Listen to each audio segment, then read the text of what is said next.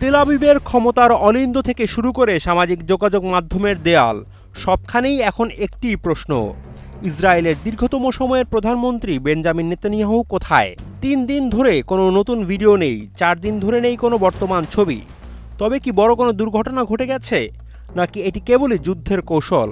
ইরানের Tasnim news agency Hebrew সূত্রের বরাতে এই গুঞ্জনের পালে হাওয়া দিয়েছে। জল্পনার ডালপালা মেলার পেছনে ৫টি সুনির্দিষ্ট কারণ উঠে আসছে। নেতানিয়াহু সোশ্যাল মিডিয়ায় অত্যন্ত সক্রিয়। দিনে অন্তত ১টি থেকে ৩টি ভিডিও বার্তা তিনি নিয়মিত দেন, কিন্তু টানা ৭২ ঘন্টা তার অফিসিয়াল চ্যানেলে কোনো নতুন ভিডিও নেই। যা প্রচার হচ্ছে তা কেবলই পুরনো বা লিখিত বিবৃতি। গত ৮ মার্চ থেকে নেতানিয়াহুর বাসভবনের নিরাপত্তা বহুগুণ বাড়ানো হয়েছে।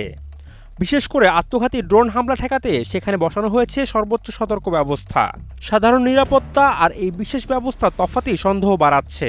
মার্কিন প্রেসিডেন্ট ডোনাল্ড ট্রাম্পের জামাতা জ্যারেড কুশনার ও বিশেষ দূত স্টিভ উইটকফের আজ মঙ্গলবার ইসরায়েলে পৌঁছানোর কথা ছিল, কিন্তু কোনো ব্যাখ্যা ছাড়াই হঠাৎ সফরটি বাতিল করা হয়েছে। ফরাসি প্রেসিডেন্ট ইমানুয়েল মাখোর সাথে নেতানিয়াহুর ফোনালাপের যে বিবরণ এলিসি প্রাসাদ দিয়েছে তাতে কোনো তারিখ উল্লেখ নেই। গুঞ্জন উঠেছে এটি কি বর্তমানের কথা নাকি পুরনো কোনো রেকর্ড। ৪ দিন ধরে তার কোনো সাম্প্রতিক ছবি জনসমক্ষে আসেনি।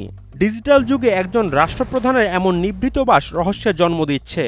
ইসরায়েল সরকার এখন পর্যন্ত এই গুঞ্জন নিয়ে কোনো আনুষ্ঠানিক মন্তব্য করেনি। তারা একে সরাসরি অস্বীকার করেনি, আবার সত্যতাও নিশ্চিত করেনি।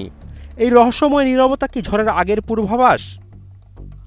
মধ্যপ্রাচ্যের উত্তাল এই সময়ে নেতানিয়াহুর অনুপস্থিতি মানেই ক্ষমতার শূন্যতা, যা ইসরায়েলের জন্য এক বড় ঝুঁকি। বিশ্লেষকদের মতে, নিরাপত্তার খাতিরে বা ড্রোন হামলার ভয়ে প্রধানমন্ত্রীকে কোনো গোপন বাংকার বা সুরক্ষিত স্থানে সরিয়ে নেওয়া হতে পারে, অথবা এটি হতে পারে বিপক্ষকে বিভ্রান্ত করার কোনো মনস্তাত্ত্বিক কৌশল। কিন্তু সত্য যাই হোক, সময়ের সাথে পাল্লা দিয়ে বাড়ছে জনমনে সংশয়। তিনি কি আহত, নাকি তিনি সুস্থ আছেন এবং সঠিক সময়ের অপেক্ষা করছেন? একটি দেশের প্রধানমন্ত্রীর নিখোঁজ থাকা কেবল ব্যক্তিগত বিষয় নয়, বরং তা জাতীয় ও আন্তর্জাতিক নিরাপত্তার প্রশ্ন। উত্তর হয়তো সময়ের হাতেই তোলা আছে।